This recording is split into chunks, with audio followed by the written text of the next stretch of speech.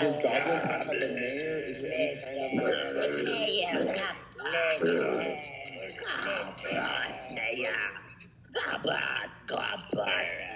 Did you say papooses? We catch you in a rat trap. Rat trap for rat degenerate. Welcome aboard the Bitcoin Express. My name is Chase. Let's get to it. You're probably wondering what the hell was that in the intro?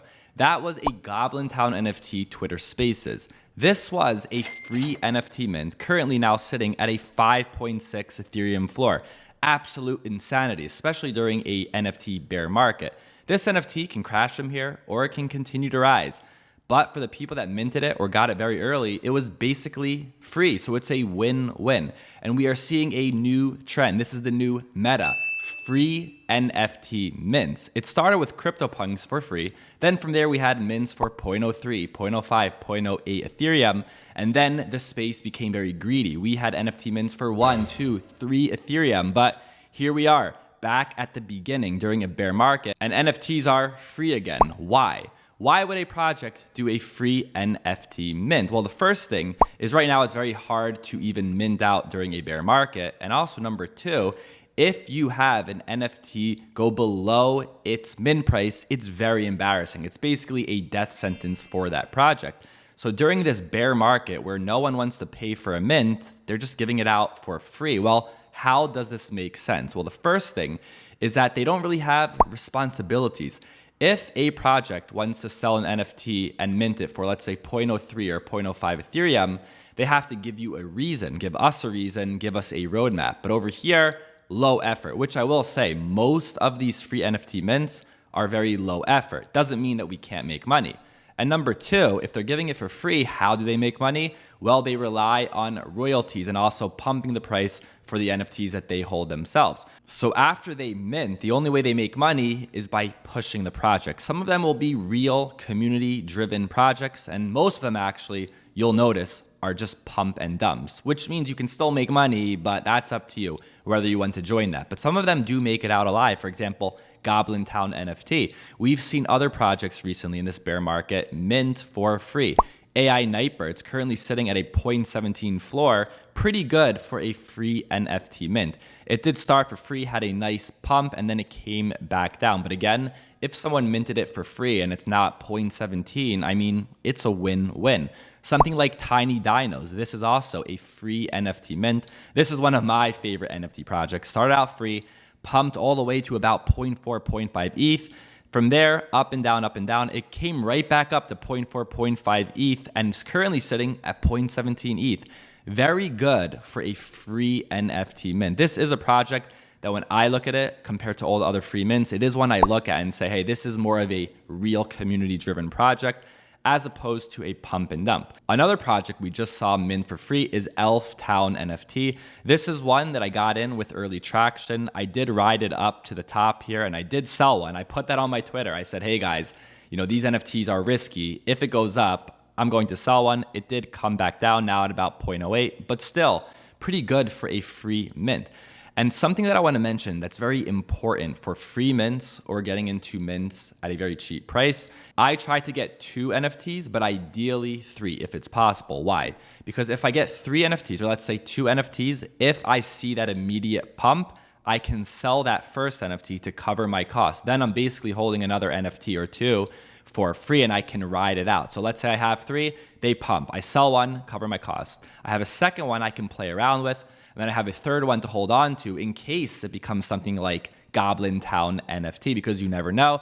But because they're so cheap or essentially free, with gas costs, that's the exception, you lose a little bit of money, So that's the key. You have to make sure that what you're putting in, you can afford to lose. Because like we said earlier, most of these projects are quick pump and dumps. You can still make money, but as long as you know what you're doing. Now, in terms of getting free NFTs, there's 2 ways. Number one, you can mint them, or number 2, you can get them very early on in the aftermarket. But before I tell you about this, I need to make something very, very clear, very important.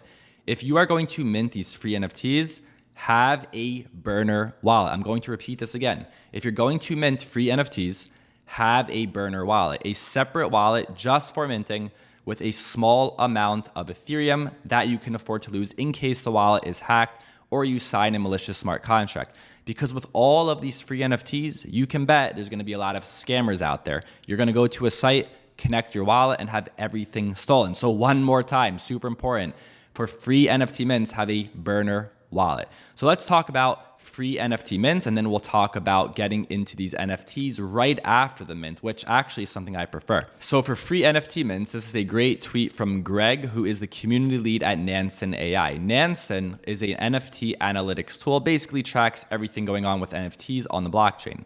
So he put out this tweet in the past for AI Nightbirds. Free mint, May 25th.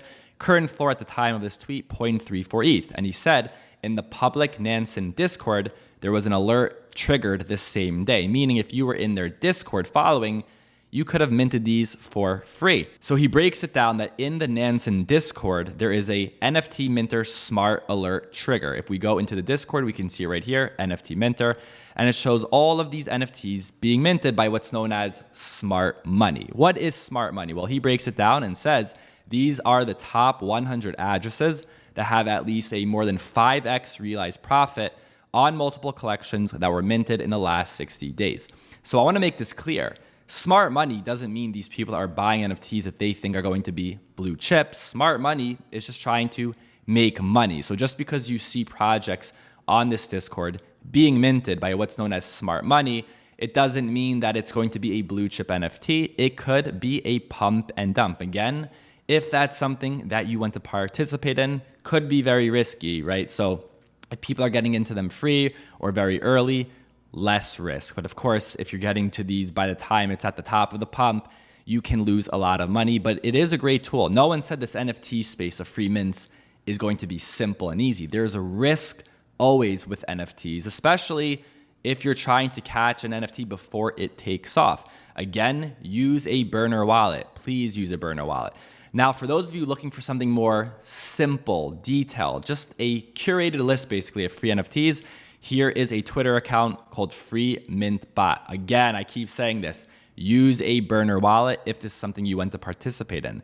This is a Twitter page that shows free NFT mints. You will notice though that most of these mints are just low effort copy derivatives, right? Goblintown NFT, it's an ugly NFT, but it's original. Now we have all of these other projects that are just copying Goblin NFT, likely ending in a pump or dump. So what we see over here on something like Free Mint Bot, to me, it could work, but for the most part, you're just going to end up with NFTs that don't really do anything. Again, super low effort projects.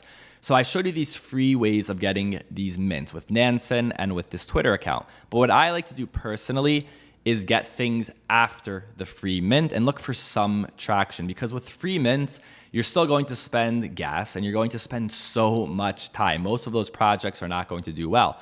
What I like to do is wait for after the mint, look for some community traction, and then from there, I'll get a better idea if that NFT actually has potential. And that is all done through Twitter.